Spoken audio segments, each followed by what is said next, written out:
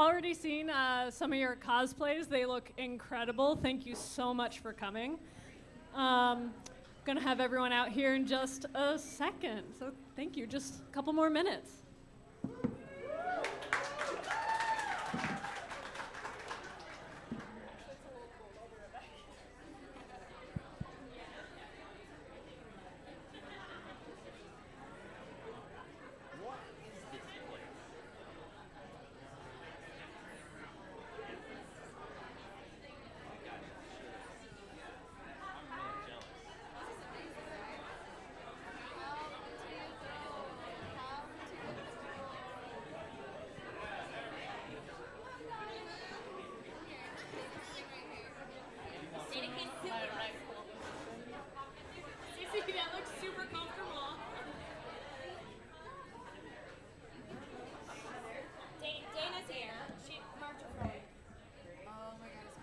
Yes.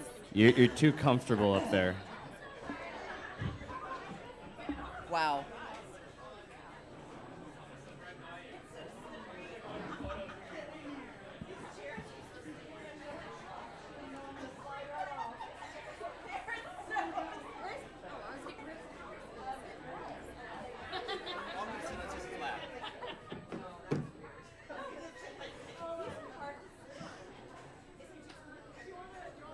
Is it just me?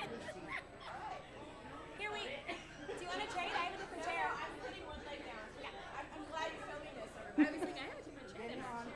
Get on. Hold your hand. Is everybody not sliding off their seat? Excuse me. You look I just realized this is what I've been waiting for my entire life. Yes. Welcome, everybody! Woo! Thank you so much to Requiem for putting this together. I heard Grom Night was a blast. And thank you all for being here and making the journey, whether you're near, far, or whatever. Thanks for liking this weird show and still caring. We super appreciate it. I'm going to introduce some people that probably need no introduction, but we're going to do it anyway. At the very end of the table, we have the most amazing Eden Riegel. Eden is the voice of Boscha. Eden is the voice of the fairy that will eat your skin. She is also our amazing voice director and one of the kindest humans I've ever met. So thank you for being here, Eden. Next up, we have Miss Mela Lee. Mela is the one you love to hate, Miss Kikimora. But the best part is Mela is nothing like Kiki, and in fact, she is quite lovely. Up next, we have Avi Roque. Avi is everyone's favorite Bard Coven leader, Raine Whispers.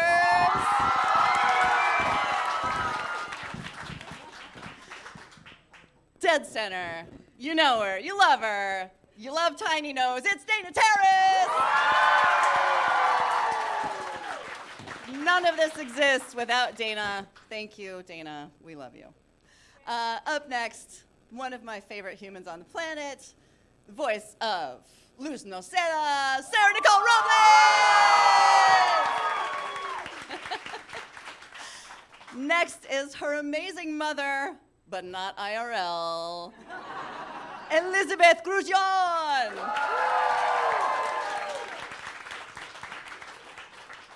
And this guy, who knows what he's doing. This guy. I'm the voice of this Hexside school bell. Ah! The voice of your favorite tiny titan and my favorite birdworm, Hirsh.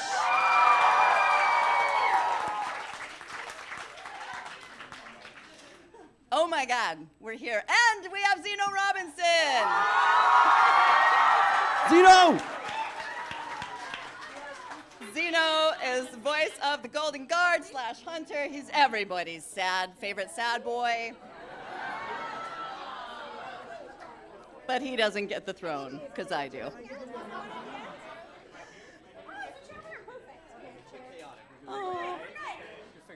He's got waffles. He's got waffles. Hi. Good to see you. I would give you a hug, but I literally don't know how to get out of this thing. I mean, it's Try not to manspread. we're besties now. So given that there are 9 of us on this panel, there's probably about time for one question each. One question I do want to ask of all of you, it's very important. What makes you all so awesome? I would love to know what makes you so awesome. Wait, we didn't even start, right? Starting with Eden. Caffeine. My proximity to you. Oh, stop. Good answer. Well, for me, it's super easy because it's all the talent in this room is what makes me super awesome. No, I want to know what makes you awesome. I do. I think, listen, we have such a tendency as people to downplay our own strengths, and I think we should lift each other up and talk about what we love about ourselves. Tell me what you love about yourself. Sorry, I went there. Wow. It got real deep. Okay. Therapy. How much do you charge per hour? Boy, this is making me more emotional than I'm comfortable with. I'm sorry. I think that I take it in what you guys are saying. I am a kind person. I care about you all so much. I root for you all, and yeah, I think that's a pretty good trait. I would, yes. Thank you. Seconded. You are. I can confirm. Mela, what makes you so awesome? Dripping with diamonds for friends. I'm the patron saint of second chances and late bloomers. So anybody who, had their dreams dashed and went into a different job, fell in love with the wrong person, and now you're falling in love with yourself. Like I'm The job, not the that person, the girl, that person that lets you know that you are perfectly, wonderfully, beautifully drawn for your purpose in this life. You matter, you mean something, and you make a difference. Do you hear that, birdworm? You're perfectly drawn. Avi. Okay. Lovely. What makes you so I think wonderful? I'm going to say my heart and compassion and my desire to want to give back and give others things that I did not have growing up and be that light and be that sense of hope. Yeah, so that's my thing. Well done, you. This got a little more real already by the time it just got to me. I really like my job and drawing. I like that about myself. So do we.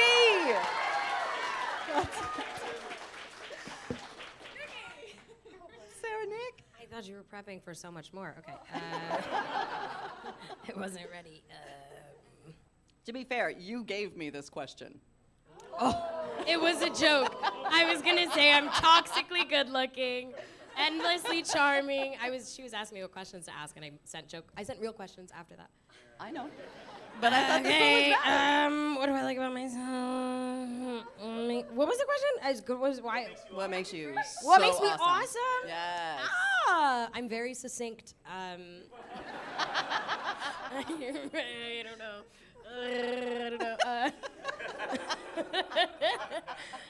I'm very humble. And you're welcome. So. Are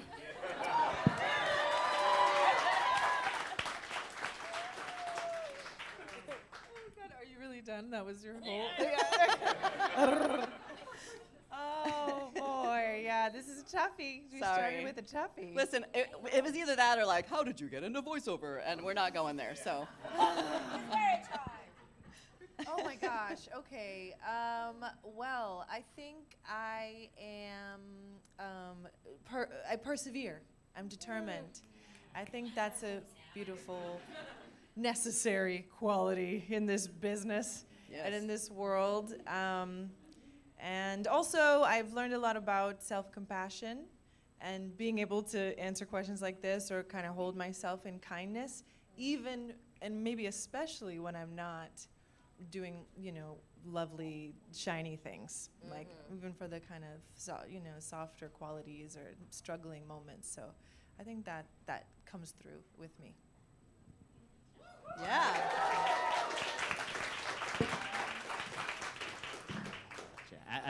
So you're asking actors to compliment ourselves? I sure am. You're welcome. Oh man, so the actor part of me is like, oh, I can do that, but the writer part of me is like self-loathing, so they're like battling each other. I'm a good whistler. I can whistle. I'm a Let's good hear it. friend. Let's hear it. Me too. Let's have a I whistle. refuse. I will not. Oh, You just come have to imagine it. on. He's Big like, only switch. for money. Sorry, I put you on the spot. Gosh, things I like about myself. I think I'm a good friend, and I like that I'm currently not dead. I'm so into that. Enjoy Cheers it while to you can, that. everyone. I will drink to that. Cheers to not being dead. We're all not currently dead.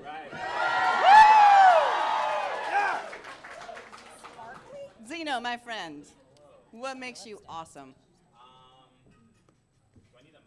Yep, probably having a microphone. I just didn't know if anybody. I could probably yell. Are you a voice actor? Yeah, right. I just have a naturally loud voice too. Like it doesn't help. This is. I feel like I was like, man, this should not be this hard to answer. I think I have my boundless empathy. I think it helps with acting, and my endless foolish idealism in the belief that things can get better, or there is a better world, that there's a right way, things can be solved, there can be solutions. I think, so I'm always like, believing in the humanity of other people, and hopefully myself one day, but the endless belief that the forgiveness, and people can be better, and the world can be better. And so if we make steps at that all the time, every day, in whatever action we take, the world will be a better place. Yes! Everyone, blame Kingdom Hearts. That's all. I just want to say a real thing. I thought of it when Mom talked because I was going to say it, and then you talked, and I panicked. I was going to say, actually, my parents, I never actually give them credit. Okay. They won't watch this, so they won't know. But My kids also not watching, so I will never get. they're just like, what do you call it? Like a master class in resilience. You just keep swimming, and Yeah. I love that. Yeah. Sissy? Well, first off, I wanted to have that as an introduction so that all of you would understand what incredible humans are sitting at this table, and that I am so endlessly grateful that we get to do these things, even though the show is off the air. You are all. Wasn't there a people- marathon? It's not off the air. I saw there was a marathon a week ago. Last week. Yeah. Hello, everyone. Hello. We know what that means. But you are all people I hold in the highest regard, and I'm so happy to share space with you. And I wanted all of you to understand what these people bring to their personage every day.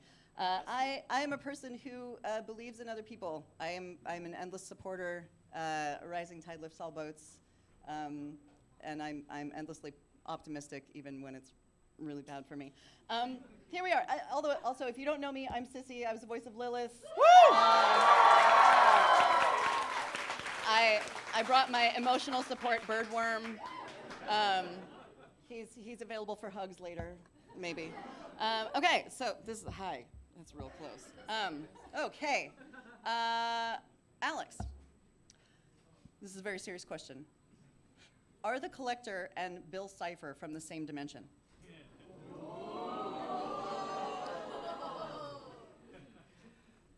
Let's see. The Bill Cipher's from my brain, and the Collector's from Dana's brain. So if there's some sort of dimension that our brains share, I feel like I can't. You're asking me a question that's half canon in my reality and half canon in Dana's reality. So I feel like Dana can answer this question. Punted it to you. headcanon, because that's what it is at this point, is the collector in his boundless exploration of space and wormholes and whatever may else be out there, God only knows. Maybe he came across a weird-looking Dorito thing and went, and flew off. And maybe it was a Dorito. Maybe it was something else. Who can say? Who can say? You're in our imagination now. It's up to you guys. I will never not see a Dorito from here on in forever. Okay, one more question for you, Alex, before I move on. How are you and Hooty the same, and how are you different? We're exactly the same in every way. I knew it! This is the most true-to-life character I've ever played. It's an obnoxious, baffling thing. No one knows where it came from. You know where it came from. I don't know where I came from. No, it was. When two people love each other. You guys are gonna learn a lot today. Hoot! I'd say the biggest difference between me and Hooty is that, Hooty, as far as I can tell, seems to have a truly unbreakable spirit. Just in any situation, no matter what's going on, he can find the best in it, and is just so happy to be included. I'm also happy to be included, but I think I'm a little bit more cynical than Hooty. I feel like there's things I could learn from Hooty. Okay. But yeah, we're similar. We're similar in our obnoxiousness and in our fortitude, I would say. Amazing. Awesome. Thank you. Zeno, if Hunter could have one day with his big brother without the whole, clone monster thing, what would they do? Oh, man. I imagine, if they go to a zoo, I think, The giraffes, right? Yeah, they're all about the giraffes. Very animal, wolves, birds. They are animal lovers. They probably go to the zoo and, I don't know, eat junk food. When's the last time Hunter, acted like a teenager? They probably eat junk food and play video games and, pull an all-nighter without, it having to be waking up to train or something, Yeah. I love that. Thank you. Dana, have you had a chance to meet any of the voice actors from different languages? Oh, yeah. And do we need to fight them? Please don't fight. I actually got to know the people behind the Japanese dub of Owl House, and the voice of Amity, and the voices of King and Hooty, and there's this amazing team, and I think we can. I don't know if the video has already been played on stream or if we can play it right now. Sweet, yeah. They actually recorded a message that we want to play for you at this panel, so I hope you enjoy it. This special thing. What? All right, we won't fight them. It's fine. Hello, my name is Mikoto Nakai. I am the voice of Amityville in the Japanese version of the Owl House. I'd like to tell you in English, so I'll do my best to read this script. I'm writing this. So, congratulations to Requiem Café and the Owl House for the wonderful collaboration! Yay! I hope everyone enjoys it. I wish I could have been there. I saw the grand party decoration in the cafe and the collaboration food and drinks on the Instagram. It's a very nice and so cute, and I am so impressed. And I heard that Dana and the original Boy Scouts will be there today. What a gorgeous event. So, the Owl House is my life.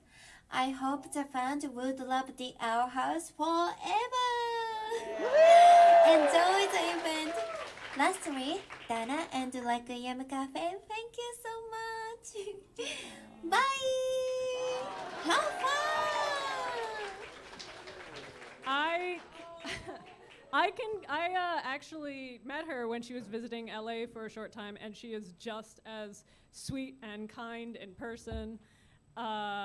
It's just been an absolute treat to get to know her and the Japanese dub team. They're great. They're fantastic. That's so cute. Thank you for sharing that. Mela, if Kikimora ever went to therapy, Now it's your turn. Now it's her turn. I win. who do you think she would grow into? Well, I love that Dana gave us a few clues in the closing credits of season 3. I loved seeing me like in a do-rag and some pants. You know, she was working on a proverbial house, but also herself. I think we put a little bit of ourselves in our characters, and I think she spent a lot of time trying to please other people and be big enough and bright enough and to fit into a mold that wasn't her. I think she would grow into, someone who was a good friend and realized that she didn't have to try so hard to be something she wasn't, because your purpose is effortless. And she has incredible handwriting, just like I do, and apologies go a long way. I think she's probably somebody who writes letters a lot, handwrites letters, like, dear Luz. Wait, I have a question. Does she write letters with her hands or with her hair hands? So I'm gonna lean into it. I mean, some people have great bangs. Second question. Does she start her own mech suit company? I believe she's an entrepreneur, for sure. That's fair, She can that's rock fair. a mech suit, I'll take for it.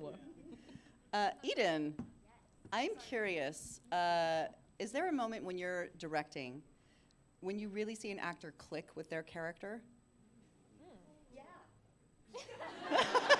Okay, great, thank you. Can you talk a little bit, because you also you worked on Amphibia, you're working on a bunch of other projects right now as well, but so you've seen a lot of really incredible characters come out of these shows. Yes. Can you talk about watching that moment when Sarah-Nicole Robles gets loose, or Dana becomes Tiny Nose? Dana was born Tiny Nose. That's literally just me. I love it, with a wisp. Yes, there is a moment where the actor and the character meld.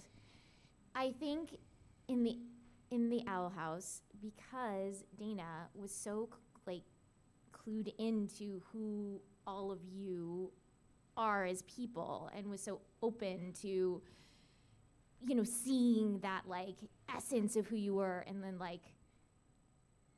writing toward it, so that I feel like on this show there was maybe even more of a meld. I've definitely seen the alchemy with each one of you, of that oh wow, there's blur, it's blurry, and the actor is the character is the actor, they're influencing each other. Things are hitting way more emotional than we would have expected, or funny, or some, something comes out different, and Dana's like, yeah, do, that's fine, that's cool, do that. So yes, I mean, it's just been, it's all been such an incredible pleasure. But even when you were early Lilith, Ice Queen, Who everybody loved, right? She never got canceled on Twitter. She was never canceled. And then when you your sister activated that teenage angsty whatever, and real rebellious Cissy came out, and we're oh, there's depth there, and then and then your heart. I try to keep her under wraps as much as possible. Sometimes she comes out. And then your heart and your compassion and your kindness dovetailed and guided the character to her redemption journey, and it's just one example. But by the end, I feel like all of us were such bloody messes all the time, with tears running down our faces. But because we like felt like this connection to each other and the characters and everything. And like if I played Elizabeth for Nikki, like Elizabeth's because we don't record in the same room together. But if I could if we had recorded Elizabeth's side of the scene and like we could play that for Nikki, and Nikki would like hear Elizabeth's voice and just go down something really like deep would click in with her, and then we were then the emotion just like takes over, and the scene it's just like even more amazing than you could have expected. So yes. Second question. Oh God. If Boscha had kids, would she be a dance mom or a minivan mom? Inquiring minds want to know. Wait, why not both? Like. Amazing. Thank you. Elizabeth, I'm curious where you drew inspiration for Camilla. Oh, Camilla. Actually, directly from my mom. Yeah. Okay. Yeah. As soon as I got, I remember the audition, and I read it, and it was very sweetly written. A lot of the things that Camilla says are very sweet and loving, but I played against that, and instead of doing everything like, oh, baby, I made look. I love you, but you gotta get it together. Because look, they're gonna send you to school. You have to go to summer school. You're gonna have to go, that kind of vibe. I know that's not Camilla's voice, but you get the idea. And that's how my mom was. And that's how all the moms that I know were. That growing up, it's like this mix of tough love, and then a little sweetness when you need it, and a slap when you need it. And I think that's what makes a great mom. So I always talk about that when I talk about Camilla, how much she was inspired by my mom. I love that. And what would her talisman be?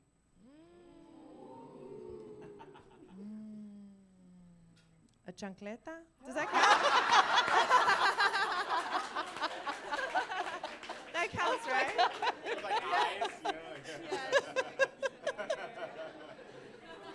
And it's on a staff, so it's that much scarier. It's just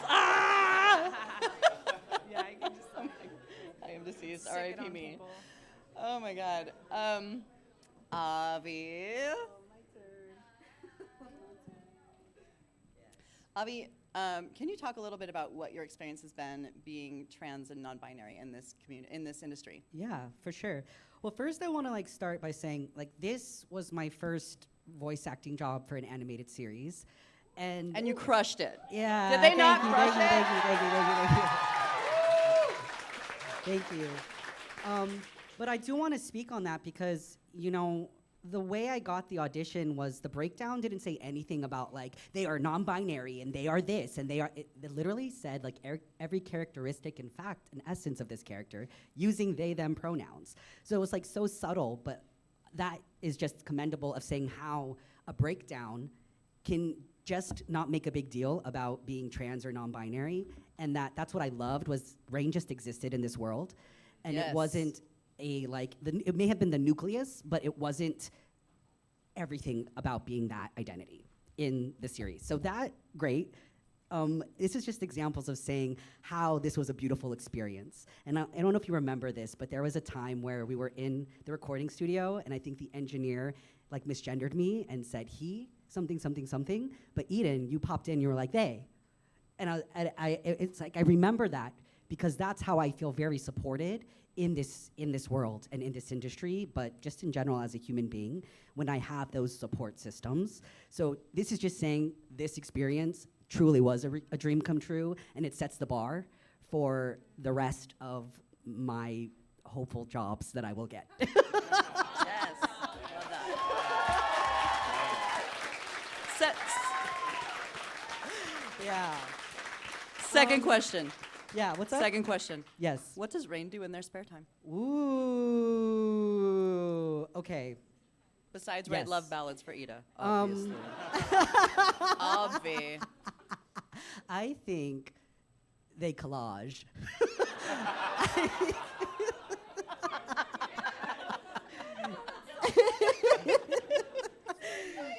They collage. Yeah.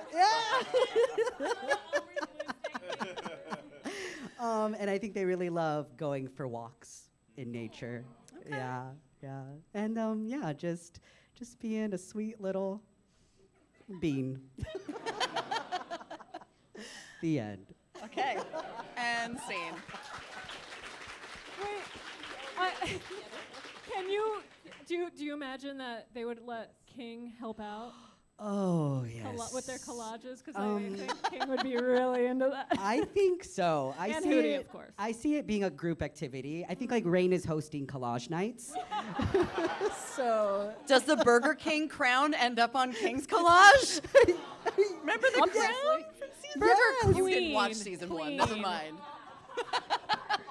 yes, I did. Character study. I needed to know. I needed to know the series, so I watched it. Oh my God, that's amazing. That's amazing. Thank you, Sarah-Nicole. What do you love most about Luz Noceda? Aside from everything, clearly. It's like two parts of my brain. First is like, say something sarcastic.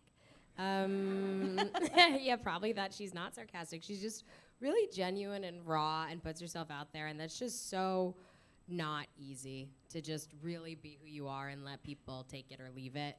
And yeah, sometimes like people are cruel and they hurt her, but she's just like, you know what? That's just not for me. She knows what's for her, you know. Was there any part of this process that surprised you? I wrote this question, huh? You sure did. I'm brilliant. What can I say? You know what? I was really intentional too, and I was like, "Don't think about your answer in advance, Nikki. Don't do it." And I didn't. What surprised me? Again, something like flip or like something nice. What surprised? You said it was a good question. Thanks. Oh yeah, thanks. Okay, good. Lead the witness. Thank you. Exactly. I had honestly, I was like trying not to be flippant in the beginning. I was just like, who knows if this is gonna get picked up? Just the fact that we kept going and that all of you guys are here, that was alarming. Like truly, I remember they were like, make your like Instagram public, and I was like, do I even have an Instagram? And then like the show came out, and my husband was like, I think you have like 9,000 followers, and I was like, who? Like it's one episode. So yeah, you guys, and it's been wonderful. Like you're so nice. So thank you. Yeah. It was true. I remember we some of us met at the rap party, like pre-COVID. Was it pre-COVID? Yes. Was it? Oh, you mean the launch party or the premiere party? Premiere party. Premiere party. Yeah, Thank you. at the bar. Yes. Yeah. And I was like, oh my God, you're the voice of Luz. I'm the voice of Lilith. Hi. And we were like, She scared me. Yeah, I was like, hi. okay. Thank you for that. Lightning round. What do each of you think your real life talisman would be? This comes from Hansonette on social media. What do each of you think your real life talisman would be? Hammerhead shark. Dope. Let's go. Toothless from How to Train Your Dragon. So basically jelly bean. Okay, got it. Mine's always a dog. I've answered this question a couple times. It's always a husky. It's always a husky dog. I love dogs. Dogs are like my people. Yeah. All right. Hummingbird. What? Okay. Okay. Alex, Avi, Mela, Eden. Penguin. Penguin. Okay. Blue dragon. I love lizards because they're beautiful in their own way. Octopus. Okay. Very multifunctional. Maybe a buffalo? I feel like a buffalo. A tiny one somehow. Small enough to fit on a stick. You know, one of those. This thing doesn't fly. Mine's the honey badger, for anybody that's keeping track. What was the inspiration for King's design? Ben a Minute asks this question. What was the inspiration for King's design? Honestly, how did Kikimora end up with like a thing on her head and like the jacket? I'm so curious. Thank you for that. This kind of this kind of explains a lot of the monster designs, the demon designs in the Boiling Isles. I'm a huge fan of Game Freak and Pokemon and Ken Sugimori and and also plus Hieronymus Bosch paintings. If you like zoom into a lot of those creepy paintings, you got all these demonic little weirdos, and you know You got to catch them all, right? You gotta catch them all. All those Bosch creatures. Yeah, and some of them are creepy and disturbing, and some of them are just so funny. And so when I combine my love for Pokemon and I combine my love for Christian hell horror from the 1500s, then you get the demons of the Boiling Isles. And that's kind of, you know, where I think you can see where King comes from that. Okay. The Pokebosh. Second question. If we were to boogie down to History Town, what would we find there? Too much. Fair. Too much. That's fair. I think this is an open and shut question for everybody. Just scream your answer. From Satorius7544. Would Ida, the infamous owl lady, be afraid of the IRS? No. Yes! No! She would be like, come at me! She would take down the IRS. From the inside. She would be the one to stop them. What a perfect woman.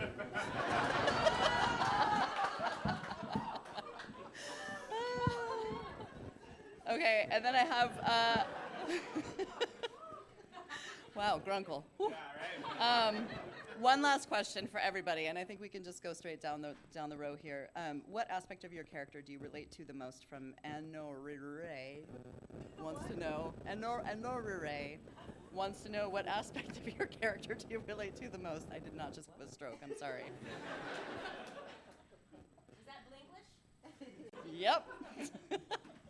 Eden. I guess that like personal achievement will like fill like some void inside us, you know, like if we get enough like whatever accolades or what, you know, that somehow everything will be okay in your life, but it doesn't really work that way. You're way nicer about it, though. Just saying. This is a hard question. I feel like I'm a nice person. But I feel like Kikimora thought she was nice, too. I think trying to be something you're not can turn anyone into a monster. And the message of this show is that we are all drawn for our own perfect magic. So just celebrate yourself like a holiday. Okay. My answers are not as deep, okay? Is that they're non-binary like me, and they're brown like me. How is that not deep? How is that not deep? That's important. All right. Tiny Nose is small and paranoid, and I can be like that. I know I'm taking it. I just wanted to I think we're both just like, we love our people and we're just trying to fix. We're fixers. We're like, I'll help, and then maybe we're not great at helping, but I try. I love, okay, I think, now I'm gone blank. Her determination, like I was saying before, like I think I have that quality, and I think Camilla has that quality, like, okay, now this is happening. So let's figure it out, you know, and it's just like the love to always push forward and fight for it and figure it out. I love that about Camilla.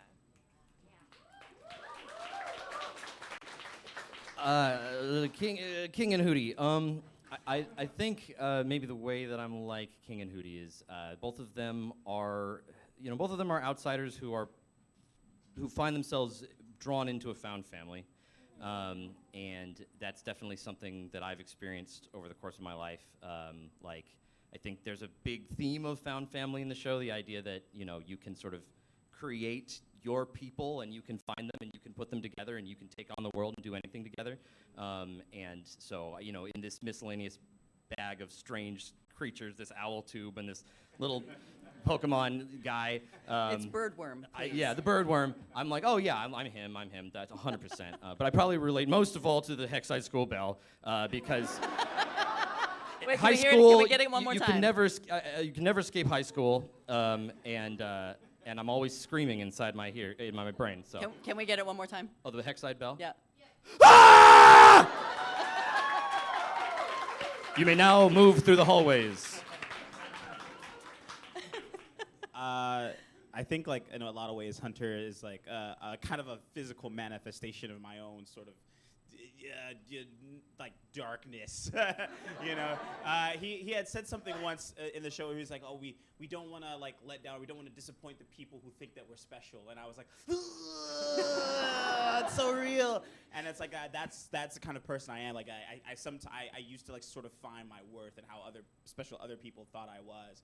You know, so I would do anything for them, and if I hurt them, it would be all my fault, right? And like it was like I can't let this one person out of everyone in the world who finds value in me, I can't let them down because of that. And like how it's sort of like I would do anything for the people who believe in me and who believe, yeah. And so he's just got to figure out like the right people believing in him, and that was his whole thing. And so like, and he had to deal with that, and I've had to deal with that in my own personal life as well, by finding the things that actually like love you for who you are, right? Like Flapjack, right? And so like you know, and Luz, and then his found family, and those are the people who care about him in a healthy way, right? So I think like in a lot of like his growth, I was growing with him at the same time, and so I'm forever thankful for Hunter for that. Yeah. If I could get up, I would give you a hug, but I literally don't know how to get out of this thing. I'd like to throw. I wouldn't want I'll throw in his shoes. I would say, not that anyone's asking, but I'm asking myself the same question. Yeah, I'm asking. I also started in a job that was not right for me, and I was a giant square peg in a giant round hole, and then I just went with the nerdness of it all and ended up where I'm happy. So. Yeah. Embrace the nerdness. Yeah. Go where you're happy. All right, we have time for one more question that I think is a good one, and then we'll do Q&A. And I don't know how you guys want to organize Q&A. I'll just grab a mic and bring it around to whoever has the best question. Please don't trample anybody. We'll be gentle about it. Do you have a favorite moment or scene from recording that sticks out to you? For me, I have two. Why were you so easy to curse? And let's boogie down to History Town. Zeno, I guess we'll just. Yeah, we can go the. ping-pong back. I always kind of return to the moment of, and thanks to them, when Luz calls Hunter family and he is overcome with emotion. And we just loved making Hunter like go through things, and like we just loved making him like even Dana was like break him more, and I was like yes, you know. But I just, you know, throughout the entire, especially like season 2, the fans were like, he needs to go to therapy and he needs this, and like, you know, and I think it was a healthy moment for him, kind of this crumbling realization of what healthiness looks like. And sometimes it can make you realize that, you know, before you didn't know that you didn't have that. And so I really, really love that moment for him. And I just think it's something that like not a lot of shows do. Like all the animated stuff I've done before that, there's been nothing like that. Just a moment of letting a character sort of cry in silence for a bit, you know.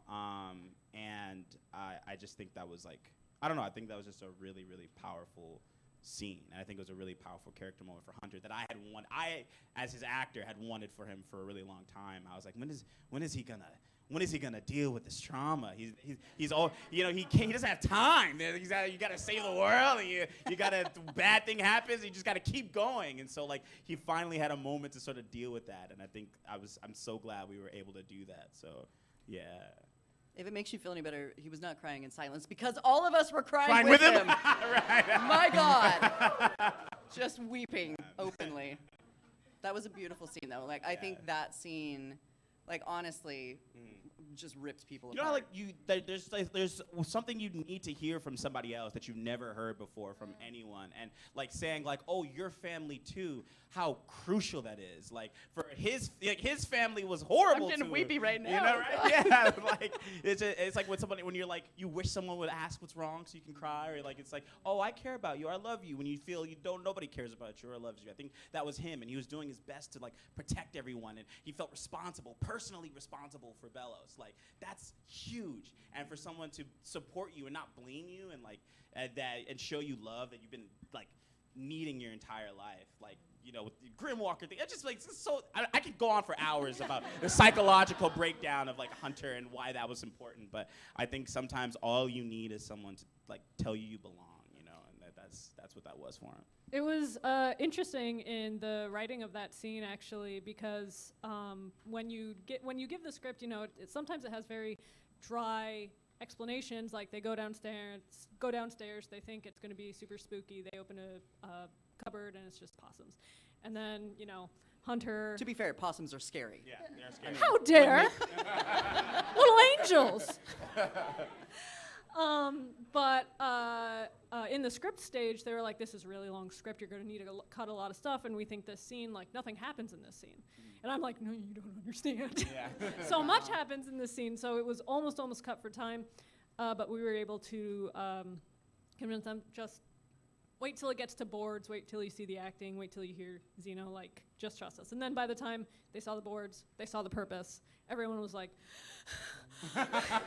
So yeah, very happy when we ended keeping it. Yeah, same. It was a beautiful scene. The question was, are our most memorable or our favorite or? Your most favorite. Like, do you have a most favorite memory from working on this show? Gosh, I mean, it was always really fun. I think it was very uniquely fun recording the episode where Hooty first is apparently now best friends with Lilith. We sort of just jump into like, oh my gosh, Lulu! Oh! Like, because I just, I remember I kept trying to convince Dana, like, this birdworm, people are gonna hate this thing, and then they're gonna hate me. Close your ears. Like, Close your ears. Maybe you could like have less of the worm, and then she's like, I need more of the worm. But like, then he got like, because his whole thing is just he just wants anyone to listen to him or hang out with him or regard him in any way. And then shockingly, Lilith and him get along famously. And it's like I was like, oh my God, I was so happy that Hooty finally had like a real friend who wanted to listen to him. So like when I was like doing those scenes, I was like feeling good for Hooty. Well, you brought a friend with you. Oh, Did yeah, you wanna, yes. Did you want to show off your artistry here?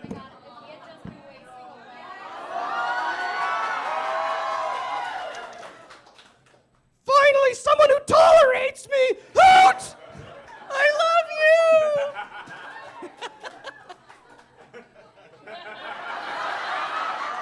Save it for after, you two. No, break it up. It's forbidden!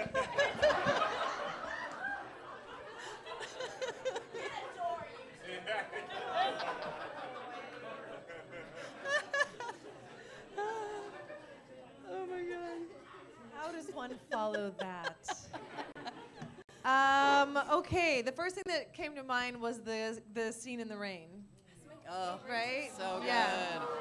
The scene in the rain. Are there spare tissues in the house, please? With Camilla and Luz and the beautiful writing and them like really connecting and understanding each other, apologizing, which is so beautiful, and I feel so rare between, I mean, at least in my experience, between like mother, child. So it was just very profound and evolved, and it was always surprising to me when I would do a performance and then I'd look over at Eden and she'd be sobbing. Aww. I was like, okay, like, wow, we cry in here. Easy did good. Make her cry more. Yeah. So that was beautiful. And then I also just love like anytime Camilla gets to get up to bat for Luz, when she gets like kind of hood and she's like, take this mama to the demon round. That kind of stuff. That was my favorite. Oh my gosh, I don't know. Yeah, all my I was like, my favorite moments are not happy. Like, or rather, those are happy, but like the ones I did, there was like a lot of drama. But it's such a gift to be able to do that in an animated series. Like usually it's like, I'm gonna punch the bad guy. All right, everything is over. Like to actually have a chance to get like your teeth into History Town is just. There's like so many. That was definitely one. Like a big one. I was like, Dana, this is really good. So good. I read it. I was like, this is something. You're gonna go places, kids. Sad. Also, when Flapjack died, I remember like. Don't you dare. So I was like in the booth and Dana was there that day and I was like, Dana, please take me. And she's like, well. And I was like, oh shit. This show is wild. I don't know. They're all fun and wild. I don't know. We did them through COVID too. Those were wild. Yeah. I loved Emo Luz. She really got me through things. I don't know. I can't. Yeah, all of them. Well, I mean, you were in every episode, so I imagine it's hard. Only the good ones.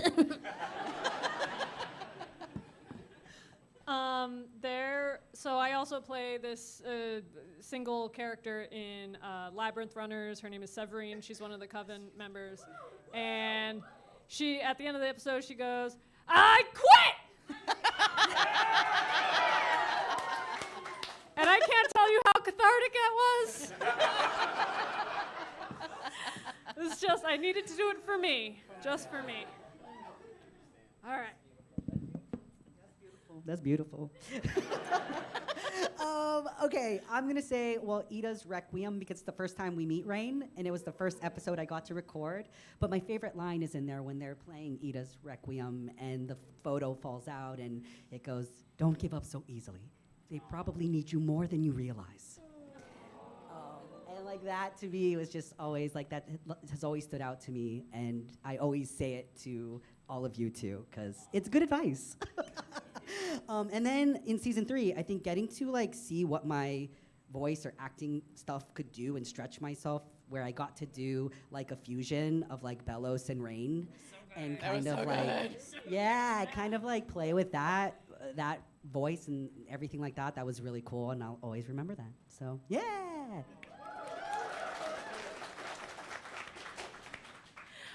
There was a scene with Kikimora talking with her mom in Palm Stings. And we realized that we choose the love we know. And so like she's in the situation where she's trying to impossibly make her mother happy and Bellows happy. And I love that you've given her like some dungarees at the end, so we know that maybe she's got a new timeline. But I felt that as my mom was actually in Palm Springs at the time. I was like, oh, Eden. And it makes no sense, but one of my favorite lines is, Kikimiki brujatas. I was found out. I was like, that's the mom I wanted. We know the mom she had. Kikimiki. I mean, like everybody else, there's so many to mention, and I'm so glad you guys mentioned so many of them. But for Boscha, I really love the cold open that we did with her, like changing her nails and getting ready for like the big game, and she's like struts out. She's like, graveling line starts here. That was like amazing. When I opened that script, I was like, what? It was so, it really was cathartic, like to get to play such a meanie. I loved it. I loved it so But much. what about the fairy? The fairy was also amazing. I was gonna say, like, I still it was in the first episode, I think. It was my favorite. Like, what? I will eat your skin. Oh, it's this, right. I'll eat your skin! The cutest little fairy that opens those mouth of horrific teeth. That to me was like, okay, this is not your usual Disney fare. Thank you, everybody. It's so rare to see, for me at least, to see a show that every single character had an arc. Like every single character had something that people could latch onto and love. And That's why I love this show. Okay, so we're gonna do a Q&A. If I can ask a favor of everybody that does ask questions, if you can keep it to one question and one person on the panel so that it's not 9 people, then we can get through as many questions as we can, please. Thank you. I'm gonna start close to me, just to make this easy. Right here. Not a question. I just want to thank you all for adding this to our lives. Thank you. This is a question for Zeno. What? No. In your opinion, what would Hunter's favorite Kingdom Hearts character be if he played all the games? It's for sure Roxas. I mean, like, they're the same guy. They're like, it's for sure Roxas. He'd be like, that's me. I feel it. Sora's too happy. Okay, question for Dana. Are you working on any more projects, like any more stuff? I can't say. This is a question for Dana. Do you have any plot lines that were possibly cut that you were for time, possibly?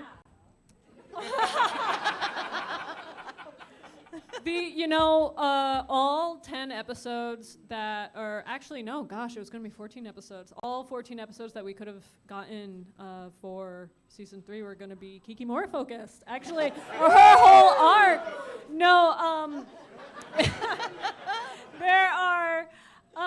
there are a bunch of things that I wish I could have done, but I still am holding out a little bit of hope for some extra content in the future, and just in case, I can't let out those little bits just yet. That is just not yet. confirming That's anything. not confirming. It's just me hoping. Just a hope. Hope with me, please. Yes. I'll put our hoping energy.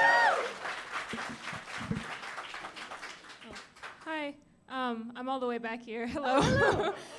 This question is for Dana. So I'm currently an animator, and I want to do something similar to create a show. And so I was just curious if you could talk a little bit about how you found your own creative voice with the Owl House. Like, was it like before, during school? Was it like during the Owl House you're kind of figuring out? Was it like, have you still feel like you haven't really found it? Just like, yeah. I actually do feel like I'm still figuring out my creative voice. I think it's something that many artists are constantly searching for, even if they make something like as close to what they wanted as possible. The thing that ends up on paper or on screen will never 100% be what you are thinking of.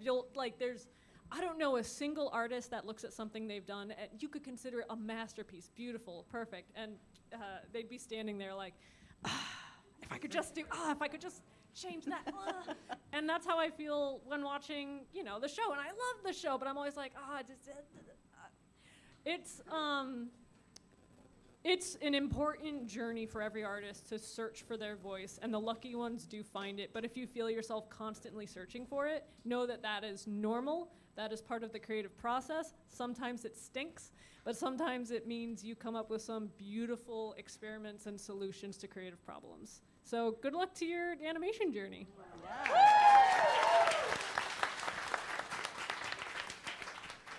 So, sorry, this one's also for Dana. Hi. Guys, we should all just wrap up. We'll meet you out. Me and my partner are both writers, and part of what we love about the Owl House is that every character is amazing and has their own arc. And we're wondering what your character creation process looks like and how you get to the point where you feel like you have such well-rounded characters in all parts of the cast. I just kind of write.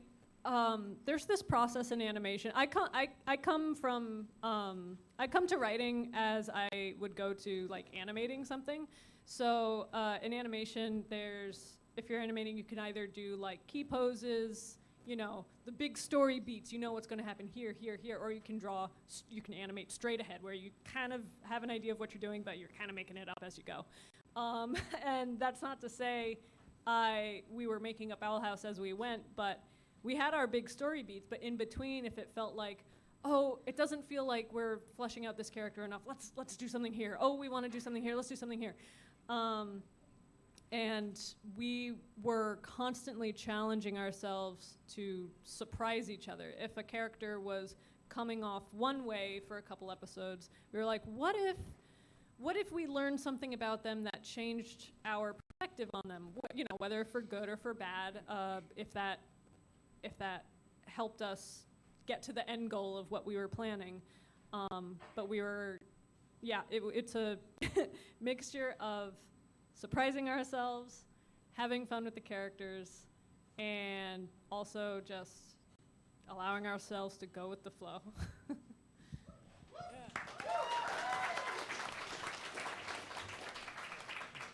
This one's also for Dana. I know. I have to ask, what happened to Ida's fang to make it gold? It is, and there's an answer, and it's one of those unexplained storylines that I wish. I know. She got a grill. Sorry. That would make such a good comic someday. Hi, this is for Dana, Alex, and Eden. Alex, I know that with the connection with Owl House and Gravity Falls that you confirmed later in this show, that you said that canonly you wish they kind of existed together. There has been evidence of other shows that say they are in the same universe, say as Amphibia, Owl House, Rick and Morty, Gravity Falls. What other shows do you that you have evidence for that could connect all together?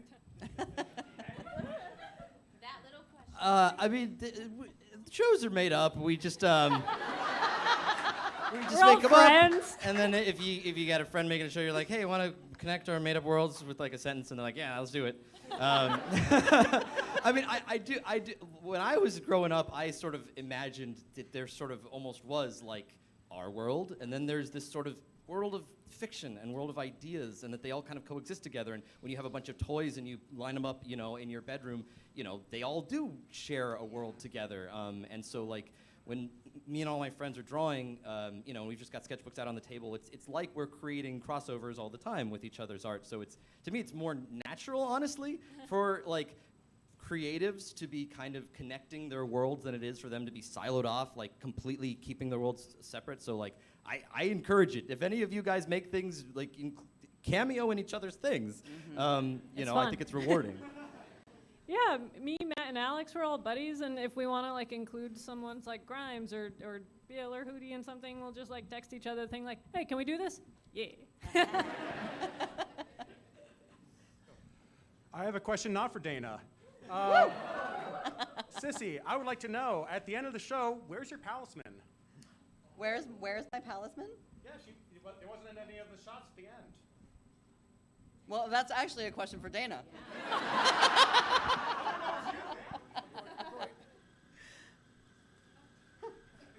Was Mike's socks just left by the wayside when she became a I Harpy? would have bet money that he's there.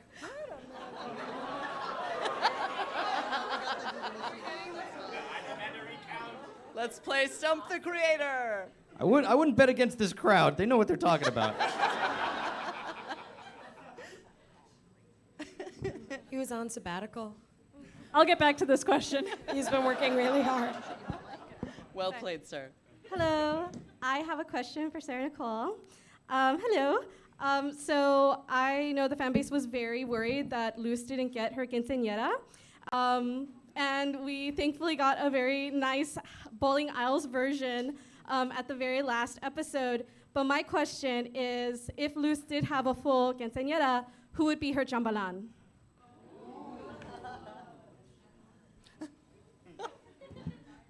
I wasn't prepared for this question. I don't know. What are the requirements? Give me like. Got it. And it wouldn't be Amity. We're saying it can't be Amity. I'm not saying it can. She want her girlfriend there. Escort of honor.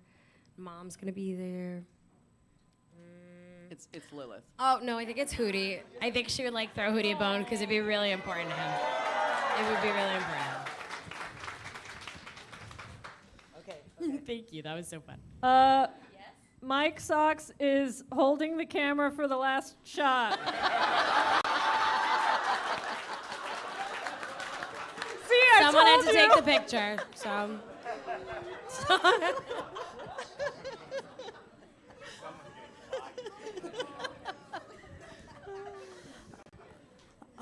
This question is for Dana. What was your inspiration for the Owl House, and what did you get inspired from? Thank you for the question. I always liked stories about witches. I always liked drawing demons. Like I said, they're just like creepy little Pokemon, very close to my heart. And so I tried to combine all those things into one simple story of one simple story. A Disney show about demons that are cute and very straightforward. Yeah, every story starts from one sentence, a girl goes to a demon world and learns to become a witch. That's pretty simple. Classic. It's your classic coming of age. And I remember I showed that idea to a friend. I showed him a couple drawings. He was like, no one wants to watch this. No one wants to watch anything about a girl. He was specific about not wanting to, one of the main characters being an older woman, which is just stupid. And he was like, no one wants to watch a show like that, so I was like, I'll show you. Yeah, Spite. It's and my favorite. so Spite was my main inspiration for the album. My favorite, yes! Yeah! So fun multi-trending show later. I hope that guy's crying in his coffee. What do you mean? Fun This fact. is what is it? You're so vain scenario. I bet he's like, so I inspired the Owl House. I randomly met this person without knowing who it was, and then he told me his connection, and I was like, well, thanks for being an a-hole. 'Cause we got this wonderful show. Sucks to suck. Hello. This question is for Dana. The Coven heads. If there was more time, when do you think that? What do you think their personalities would have been like? Oh, I would have loved to visit the Coven heads more, especially Adrian was so funny, and his VA, Noshir, was such a joy to work with. But we also had Hetty Cutburn, the head of the Healing Coven. We had a plan with her. We were going to have a cool battle, dreams. Vitimer as well. What would their personalities be? Hetty would have been stoic and silent and scary. So our plan for her was that she was the scariest amongst the Coven heads, and probably the only one Bellos would kind of give a side eye of I don't know about that one. Everyone else I feel like I can control or dupe or manipulate, but Hetty, gotta keep an eye on her. Some of the others we unfortunately never got an idea to. I always had an idea. It never made it to the writer's room even. It just got stayed in my head. The head of the Oracle Coven comes from the same place that Kikimora does. You could tell he has a little hand hair too, and I always wanted them to, have some kind of interaction, maybe he knows her mom and that's how she got the job, and there's some resentment there or something. We had these plans and we had fun talking about them, but unfortunately, where we at. Hi there, my name's Nathan and this one's the Zeno. So how would the Golden Guard interact with other characters you voiced? For example, the Green Poncho from Cricket the Creek, Haruki from Ultraman, or Akira from Zom 100? Or Transformers. Transformers, yeah.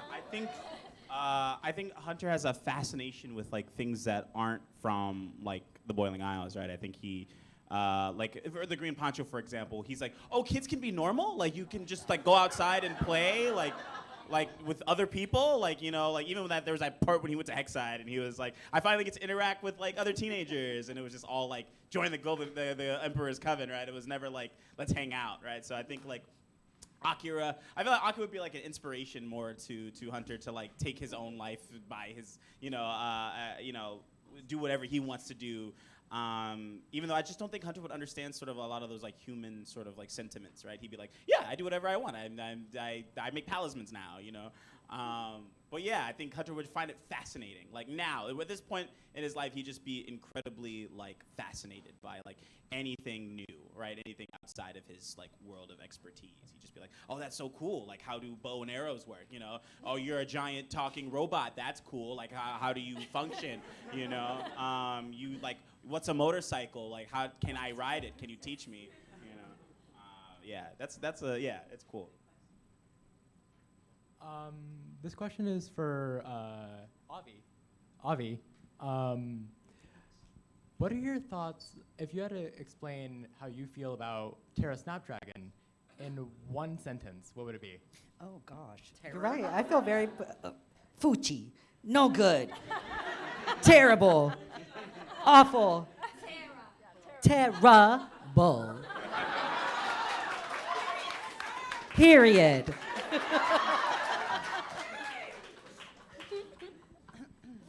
This is for all of you just briefly because I think you guys know that you have inspired a generation, not only of kids, but also us adults. If you had to say your favorite line as in your actor's voice for the character, what would it be briefly, each of you? Oh, Hootsifer, you truly are a gem.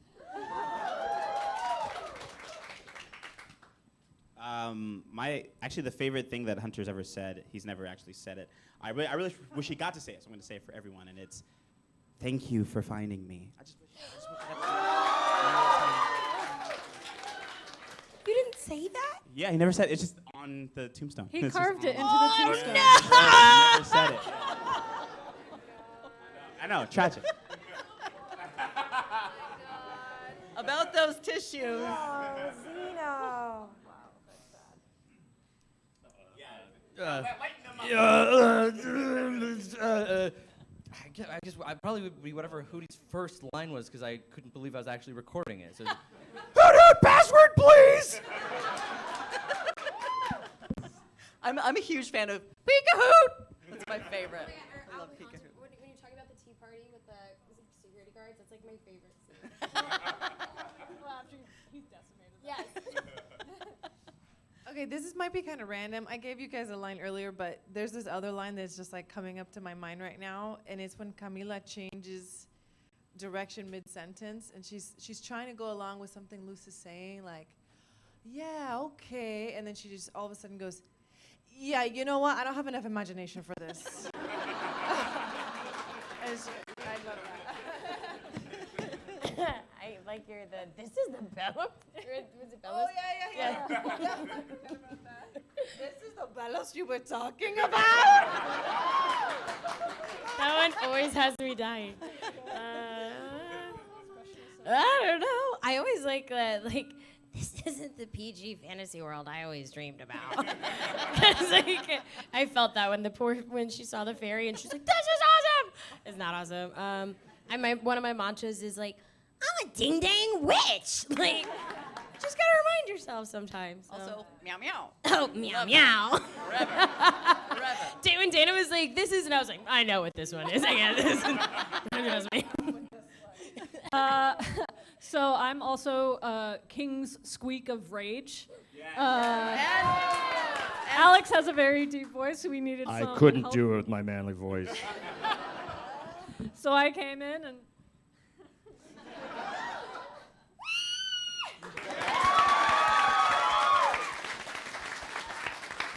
Also, Baby King. Also, Baby King. I'm Baby King. Wait.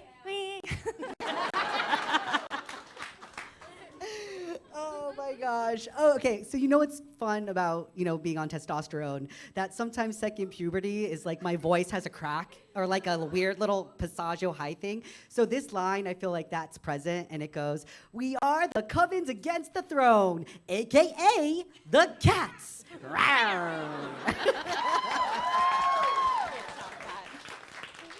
I have nothing. I play tikis and kikis. It's like a thing in my career. They're all kind of small and odd, or dragons. But I sometimes always I always think that Kikimora would have had an arc where she'd be a little more Mela. But know your power. Own your strength. You are made of magic and miracles.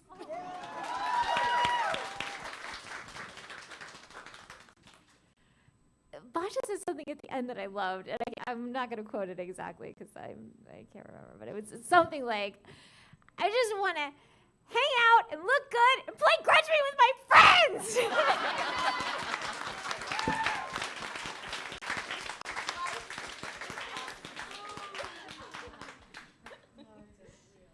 We can do a couple more. Yeah. Okay, so this is my question for Alex. What is your process in coming up with voices for your characters, or do you just try to scream into the mic every chance you get? You got me. Yeah, I mean, it's a process for coming up with characters. I mean, for the Owl House, so King, Dana just said, talk in your actual voice. The King is just my voice, with the slight pitch up. And I kept trying to, like, do a voice, and she's like, no. It's just you. So there was really no process for that. And then for Hooty, it was just a really bad Mickey Mouse impression. And it was a temp voice. It was temporary, and Dana decided to keep it for some reason. But generally, I mean, I don't know about everyone else here. Like, usually, if you're doing voices, you also have to be. If you're talking a lot, you also got to listen a lot. And a lot of the voices I do are inspired by people I know or things I've seen, like just ripping off Mickey Mouse. So either be inspired by your life or plagiarism. Those are the two options. The highest form of flattery. This is a question for Cissy and Sarah. Personally, what do you think if Luz and Lilith hung out? What would be their favorite activity to do with each other? Oh my God, like cataloging, taking notes together, organizing our notebooks. I don't know. Crossword puzzles? You like crossword puzzles? I like crossword puzzles. Or like word searches, collaging with Raine.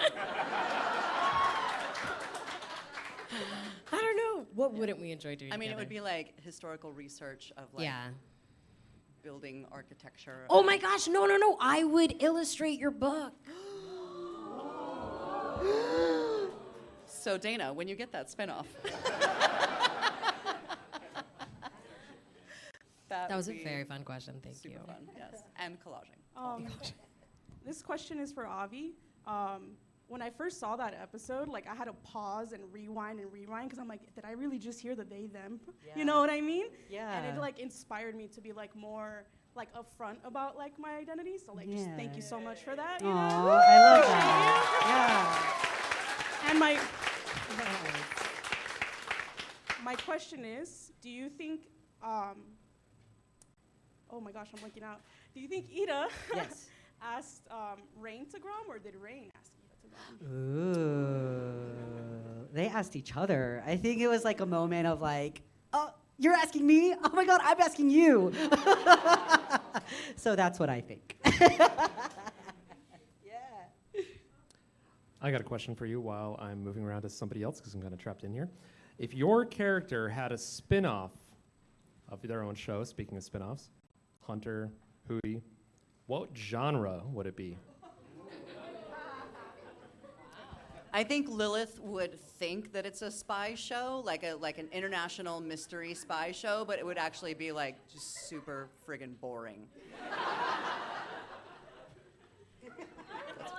I mean, same. But would it be a thing where she's investigating something and it'd be like, nothing to report, like usual? Totally. I came. There was nothing here. I feel like... On to the next. I watched a whole documentary once about the Bermuda Triangle, and there were no answers. It's like 3 hours, and it finished, and I was like, oh, so you guys found out nothing. I'm Thanks for completely watching. I'm completely fascinated with the idea of 00 Coven.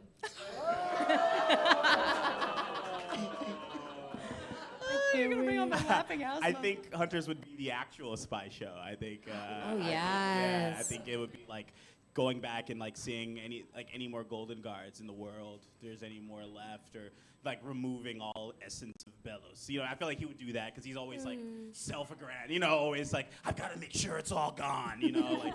So yeah, his would probably be like the actual spy show, like uncovering some kind of plot. And they would show right after one another. Yeah, right, right after. It would happen concurrently, right? It would be like, like Lil just miss it, right? Like, like he'd be like, "Do you want to come with me to this thing?" You're like, "No, I'm over here." Okay, and then like he'd find it, right? Hooty would have a show about the tiny Hooty that lives inside him called the Owl House House. It would be its own genre, and it would destroy all television. So disturbing. So disturbing. Camilla's would be a telenovela. Of course, right? I feel like Luz and Amity would have like a mockumentary style like show about their lives together. Just like, Tiny Nose with a show sounds dangerous. violent horror. I feel like it would be a shockingly violent science fiction. HBO. It would be like every episode is an hour and a half long. Everyone dies every episode, but she's not the main character or anything. She just appears in the background sometimes, like. How did I get here? I think it would be like a Rada spinoff. So I think like a nice rom-com, and I think it would be called Heartstrings, which. Somebody's thought of this. And wait, Heartstrings is actually, it's a Rada fanzine out there. So just throwing that out. Oh my gosh. What is the Owl House version of YouTube where Kikimora is like, she does tarot? Which tube? Which tube? Boscha's got her own reality show. It's Grudge-Be Moms. Wait, what did you say? Grudge-Be Moms. Grudge-Be Right? Moms. Oh my God, it writes itself. By the way, I just need to say that, Cissy, you always need a dragon throne wherever you go. It just fits. Thank you. I've been waiting for this my whole life. Are we ready to? Okay. I'd love to ask this to all of you guys, but just to Dana. When you first started this project, how does that compare to what it is now for you? Like, did you ever think it would have this big of an impact? Nope.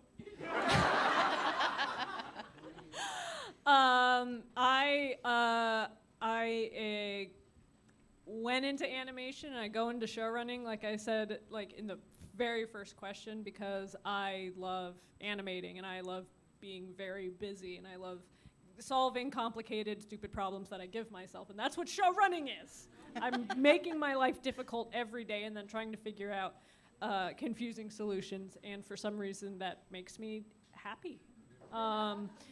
So the fact that the show did blow up and people did connect to it, no, I was not expecting that the level of that. It's nice and I wanted it, and there's certainly themes that were purposefully put in there that I'm so glad people have connected to, but it's been overwhelming, positively overwhelming. In the beginning, it's a very lonely process. You're just with your artist, you're kind of biting your nails. Oh, I don't know if any of this is gonna work. I don't know if anyone's gonna like these characters. Oh, I'm such an idiot for doing this.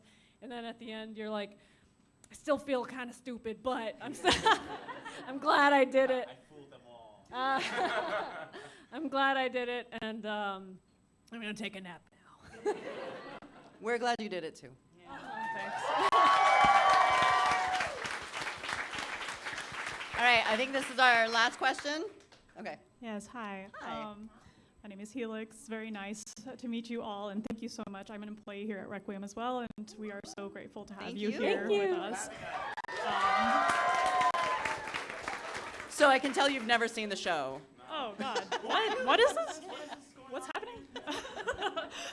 No, I have lots of question more of just an appreciation to extend to everybody here. I think, Dana, I have the highest respect for you for bringing so much positive representation of marginalized communities to a children's show. Thank you, appreciate that. That is something really special, and it's why I watched the entire show, because I needed to see all of this beautiful representation, and I think you nailed it with everything in the show, and with the cast involved as well. Like, that's just beautiful to see. And I mean, I went back to school to become an animator and a voice actor. Definitely. Yeah, all right. Alex Hirsh is a huge part of that. Like, I saw that and I was like, that's what I want to do. And then this came out after that, and yeah, Hooty. So thank you for doing that and inspiring me. And my question was going to be, like, what advice would you have for students like me who want to be a voice actor, who want to be an animator? And it can be just one person if you have one piece of advice that you feel, especially for moments in which we are struggling and feel like you can't do it. Always follow your gut.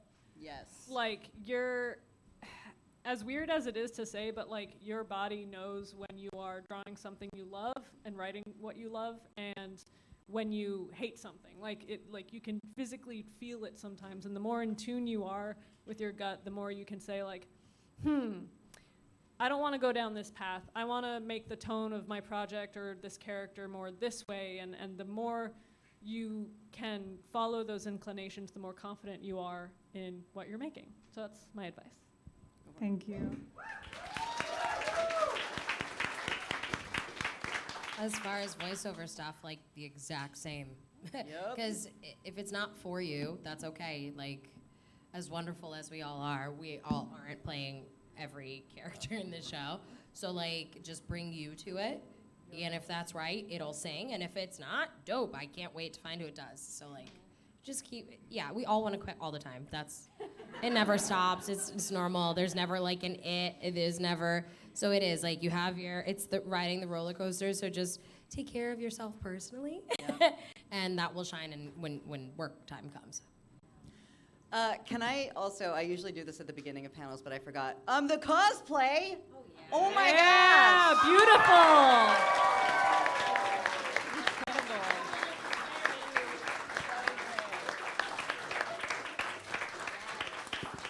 I think I speak for all of us when I say, like, from the bottom of our cold, dead hearts. Thank you so much, every single one of you, for being here. If you came in cosplay, my God, you're amazing. I know it gets hot in a room full of people. Yeah, God bless you, King. I see you up there. Wah, wah, wee, wah. Oofa. Yeah. Oh, buddy. I was going to wear my onesie, and I was like, not today. I know. We got our otter with a dark side, but I think I'd be a puddle. Yeah. We're going to be over at the table back over there, so come say hi. And can we give one big round of applause for all the amazing people at Requiem who Yeah. made this happen? Thank you, guys. And now I will try to get out of this throne.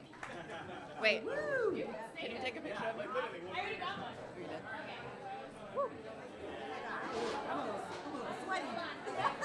In a high chair.